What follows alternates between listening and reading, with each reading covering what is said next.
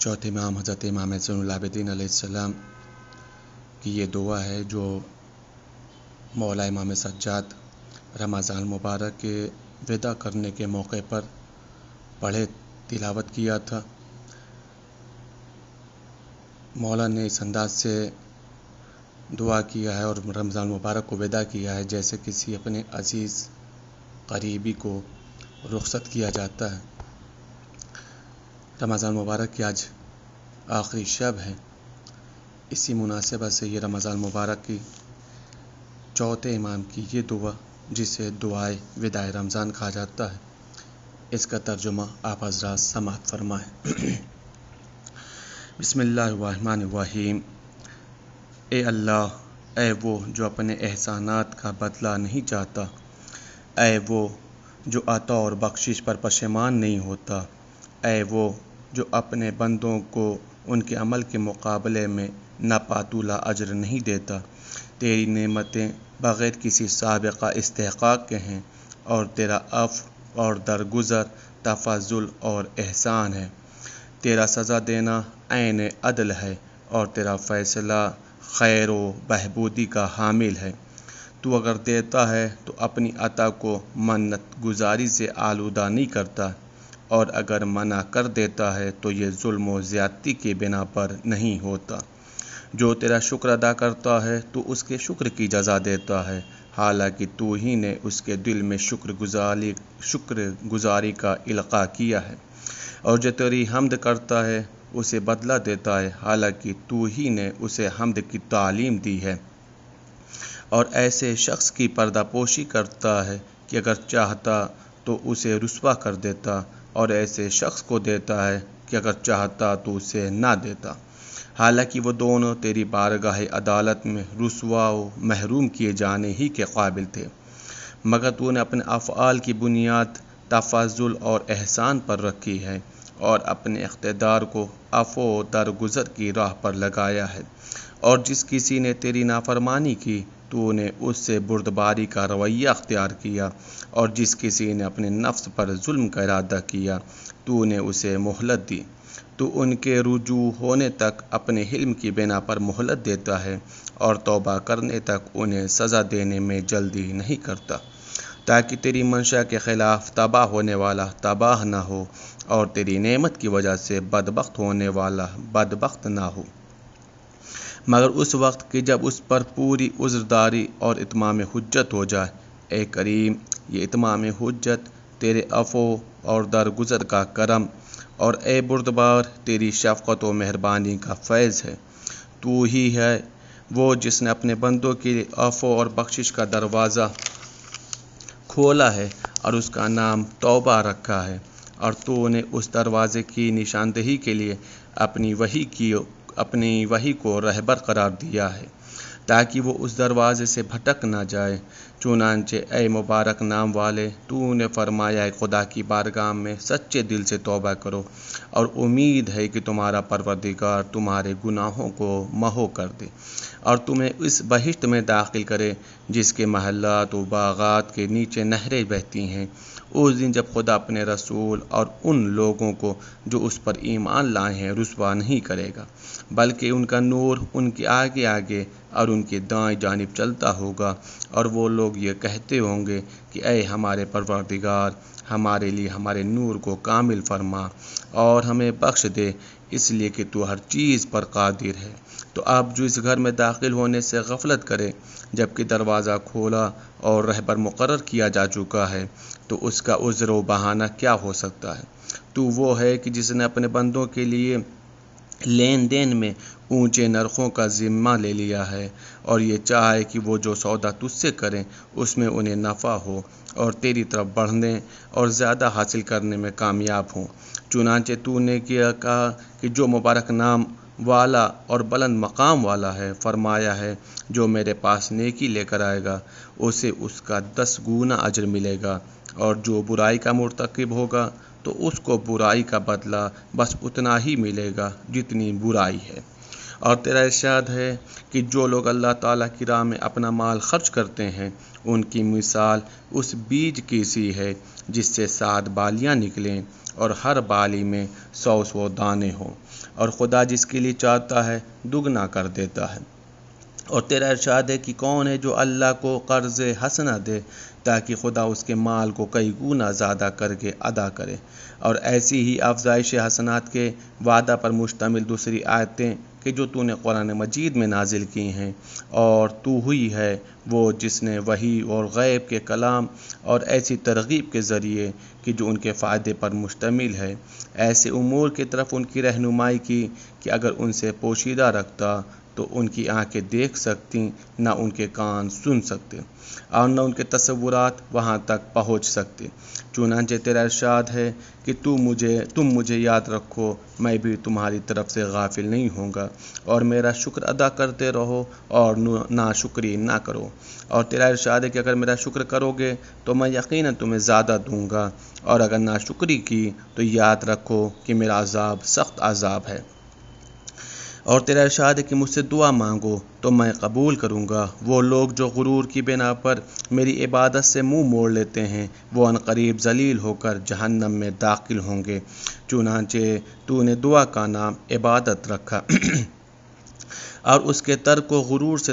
تعبیر کیا، اور اس کے ترک پر جہنم میں ذلیل ہو کر داخل ہونے سے ڈرایا۔ اس لیے انہوں نے تیری نعمتوں کی وجہ سے تجھے یاد کیا، تیرے فضل و کرم کی بنا پر تیرا شکریہ ادا کیا، اور تیرے حکم سے تجھے پکارا، اور نعمتوں میں طلب افزائش کے لیے تیری راہ میں صدقہ دیا، اور تیری یہ رہنمائی ہی ہے ان کے لیے تیرے غضب سے بچاؤ اور تیری خوشنودی تک رسائی کی صورت تھی۔ اور جن باتوں کہ تو نے اپنی جانب سے اپنے بندوں کی رہنمائی کی ہے، اگر کوئی مخلوق اپنی طرف سے دوسرے مخلوق کی ایسی ہی چیزوں کی طرف رہنمائی کرتا تو وہ قابل تحسین ہوتا۔ تو پھر تیرے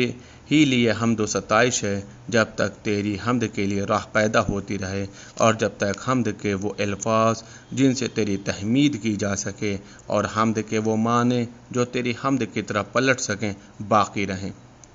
اے وہ جو اپنے فضل و احسان سے بندوں کی حمد کا سزاوار ہوا ہے اور انہیں اپنی نعمت و بخشش سے ڈھانپ لیا ہے، ہم پر تیری نعمتیں کتنی آشکار ہیں اور تیرا انعام کتنا فراواں ہے، اور کس قدر ہم تیرے انعام و احسان سے مخصوص ہیں۔ تو نے اس دین کی جسے منتخب فرمایا، اور اس طریقے کی جسے پسند فرمایا، اور اس راستے کی جسے آسان کر دیا ہمیں ہدایت کی، اور اپنے ہاں قریب حاصل کرنے اور عزت و بزرگی تک پہنچنے کے لیے بصیرت دی۔ بارالہ تو نے ان منتخب فرائض اور مخصوص واجبات میں سے ماہ رمضان کو قرار دیا ہے، جسے تو نے تمام مہینوں میں امتیاز بخشا اور تمام وقتوں اور زمانوں میں اسے منتخب فرمایا ہے، اور اس میں قرآن اور نور کو نازل فرما کر اور ایمان کو فروغ و ترقی بخش کر اسے سال کے تمام اوقات پر فضیلت دی، اور اس میں روزے واجب کیے اور نمازوں کی ترغیب دی، اور اس میں شب قدر کو بزرگی بخشی جو خود 1000 مہینوں سے بہتر ہے۔ پھر اس مہینے کی وجہ سے تو نے ہمیں تمام امتوں پر ترجیح دی اور دوسری امتوں کے بجائے ہمیں اس کی فضیلت کے باعث منتخب کیا۔ چنانچہ ہم تیری حکم سے اس کے دنوں میں روزے رکھے اور تیری مدد سے اس کی راتیں عبادت میں بسر کیں، اس حالت میں کہ ہم اس روزہ نماز کے ذریعے تیری اس رحمت کے خواستگار تھے جس کا دامن تو نے ہمارے لیے پھیلایا ہے اور اسے تیرے اجر و ثواب کا وسیلہ قرار دیا ہے، اور تو ہر اس چیز کا عطا کرنے پر قادر ہے جس کی تجھ سے خواہش کی جائے، اور ہر اس چیز کا بخشنے والا ہے جس کا تیرے فضل سے سوال کیا جائے۔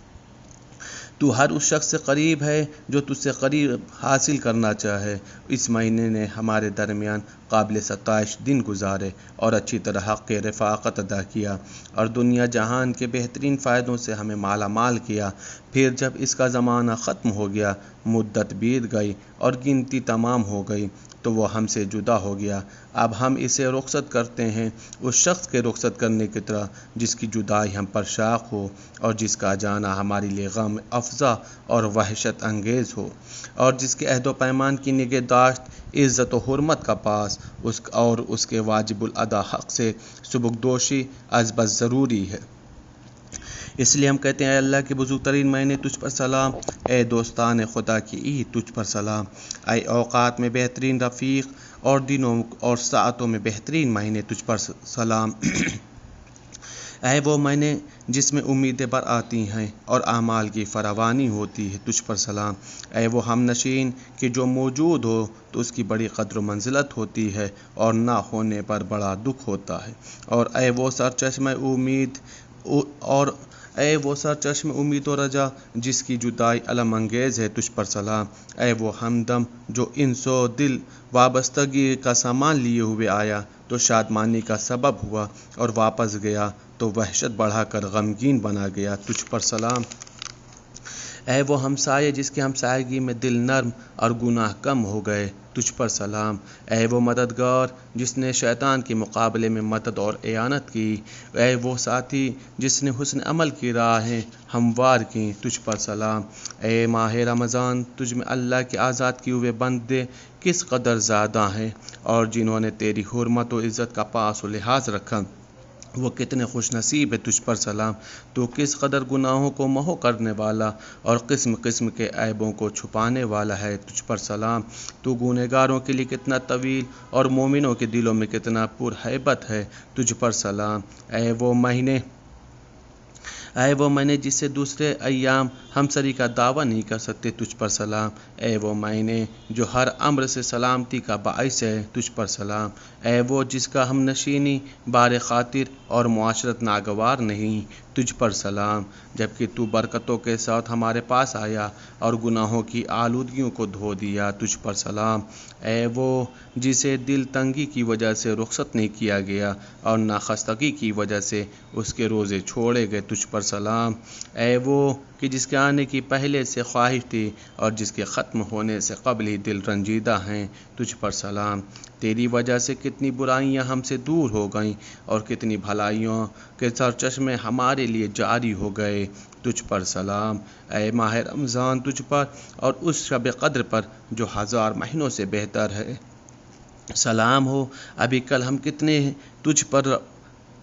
وارفتہ تھے اور آنے والے کل میں ہمارے شوق کی گنتی فراوانی ہو گئی تجھ پر سلام، اے ماہ مبارک تجھ پر اور تیری ان فضیلتوں پر جن سے ہم محروم ہو گئے اور تیری گزشتہ برکتوں پر جو ہمارے ہاتھ سے جاتی رہیں سلام ہو، اے اللہ ہم اس مہینے سے مخصوص ہیں جس کی وجہ سے تو نے ہمیں شرف بخشا اور اپنے لطف و احسان سے اس کی حق شناسی کی توفیق دی، جبکہ بد نصیب لوگ ہیں کہ اس کے وقت کی قدر و قیمت سے بے خبر تھے اور اپنی بدبختی کی وجہ سے اس کے فضل سے محروم رہ گئے، اور تو ہی ولی و صاحب اختیار ہے کہ ہمیں اس کی حق شناسی کے لیے منتخب کیا اور اس کے احکام کی ہدایت فرمائی، بے شک تیری توفیق سے ہم نے اس ماہ میں روزے رکھے، عبادت کے لیے قیام کیا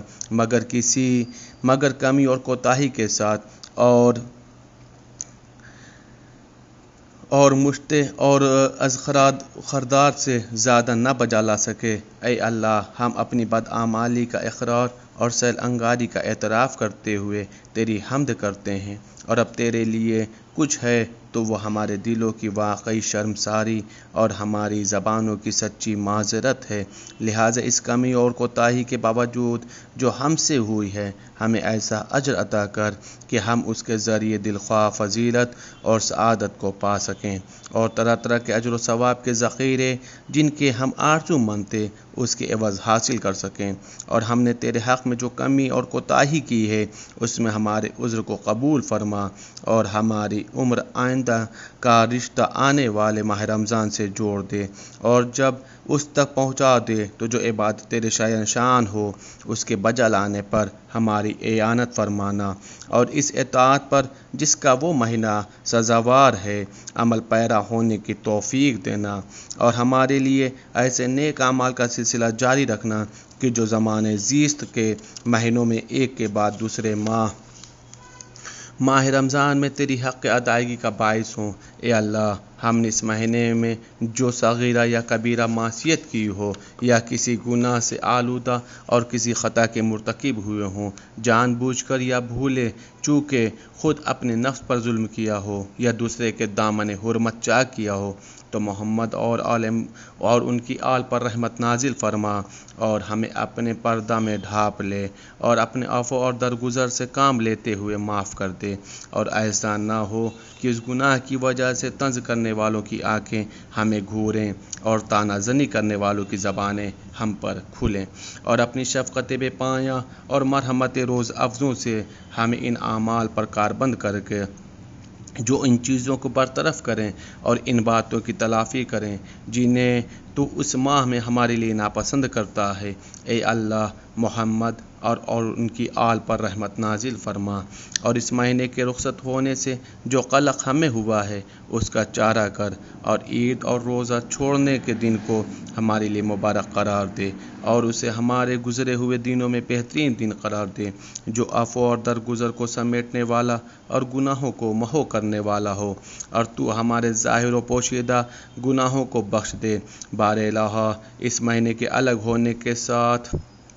تو ہمیں گناہوں سے الگ کر دے، اور اس کے نکلنے کے ساتھ تو ہمیں برائیوں سے نکال لے، اور اس مہینے کی بدولت اس کو آباد کرنے والوں میں سے ہمیں سب سے بڑھ کر خوش بخت، بانصیب اور بہرامند قرار دے۔ اے اللہ، جس کسی نے جیسا چاہیے اس مہینے کا پاس و لحاظ کیا ہو اور کما حق ہو اس کا احترام ملحوظ رکھا ہو اور اس کے احکام پر پوری طرح عمل پیرا رہا ہو، اور گناہوں سے جس طرح بچنا چاہیے اس طرح بچا ہو، یا بنیت تقرب ایسا عمل خیر بجا لایا ہو جس نے تیری خوشنودی اس کے لیے ضروری قرار دی ہو اور تیری رحمت کو اس کی طرف متوجہ کر دیا ہو، تو جو اسے بخشے ویسا ہی ہمیں بھی اپنی دولت بے پایاں میں سے بخش دے، اور اپنے فضل و کرم سے اس سے بھی کئی گنا زائد عطا کر، اس لیے کہ تیری فضل کے سوتے خشک نہیں ہوتے اور تیرے خزانے کم ہونے میں نہیں آتے بلکہ بڑھتے ہی جاتے ہیں، اور نہ تیرے احسانات کی کانیں فنا ہوتی ہیں، اور تیری بخشش و عطا تو ہر لحاظ سے خوشگوار بخشش و عطا ہے۔ اے اللہ، محمد اور ان کی آل پر رحمت نازل فرما، اور جو لوگ روز قیامت تک اس ماہ کے روزے رکھیں یا تیری عبادت کریں ان کے اجر و ثواب کے مانند ہمارے لیے اجر و ثواب ثبت فرما۔ اے اللہ، ہم اس روز فطر میں جسے تو نے اہل ایمان کے لیے عید و مسرت کا روز اور اہل اسلام کے لیے اجتماع اور تعاون کا دن قرار دیا ہے، ہر اس گناہ سے جس کے ہم مرتکب ہوئے ہوں اور ہر اس برائی سے جسے پہلے کر چکے ہوں اور ہر بری نیت سے جسے دل میں لیے ہوئے ہوں، اس شخص کی طرح توبہ کرتے ہیں جو گناہ کی طرف دوبارہ پلٹنے کا ارادہ نہ رکھتا ہو اور نہ توبہ کے بعد خطا کا مرتکب ہوتا ہو، ایسی سچی توبہ جو ہر شک و شبہ سے پاک ہو۔ تو اب ہماری توبہ کو قبول فرما، ہم سے راضی اور خوشنود ہو جا اور ہمیں اس پر ثابت قدم رکھ۔ اے اللہ، گناہوں کی سزا کا خوف اور جس ثواب کا تو نے وعدہ کیا ہے اس کا شوق ہمیں نصیب فرما، تاکہ جس ثواب کے تجھ سے خواہش مند ہیں اس کی لذت اور جس عذاب سے پناہ مانگ رہے ہیں اس کی تکلیف و اذیت پوری طرح جان سکیں، اور ہمیں اپنے نزدیک ان توبہ گزاروں میں سے قرار دے جن کے لیے تو نے اپنی محبت کو لازم کر دیا ہے اور جن سے فرما برداری و اطاعت کی طرف رجوع ہونے کو تو نے قبول فرمایا ہے۔ اے عدل کرنے والوں میں سب سے زیادہ عدل کرنے والے، اے اللہ، ہمارے ماں باپ اور ہمارے تمام اہل مذہب و ملت خواہ وہ گزر چکے ہوں یا قیامت کے دن تک آئندہ آنے والے ہوں، سب سے درگزر فرما۔ اے اللہ، ہمارے نبی محمد صلی اللہ علیہ وسلم اور ان کی آل پر ایسی رحمت نازل فرما جیسی رحمت تو نے اپنے مقرب فرشتوں پر کی ہے، اور ان پر اور ان کی آل پر ایسی رحمت نازل فرما جیسی تو نے اپنے فرستادہ نبیوں پر نازل فرمائی ہے، اور ان پر اور ان کی آل پر ایسی رحمت نازل فرما جیسی تو نے اپنی نیکوکار بندوں پر نازل کی ہے، بلکہ اس سے بہتر اور برتر اے تمام جہان کے پروردگار، ایسی رحمت کہ جس کی برکت ہم تک پہنچے، جس کی منفعت ہمیں حاصل ہو اور جس کی وجہ سے ہماری دعائیں قبول ہوں، اس لیے کہ تو ان لوگوں سے جس کی طرف رجوع ہوا جاتا ہے زیادہ کریم، اور ان لوگوں سے جن پر بھروسہ کیا جاتا ہے زیادہ بے نیاز کرنے والا ہے، اور ان لوگوں سے جن کے فضل کی بنا پر سوال کیا جاتا ہے زیادہ عطا کرنے والا ہے، اور تو ہر چیز پر قادر و توانا ہے۔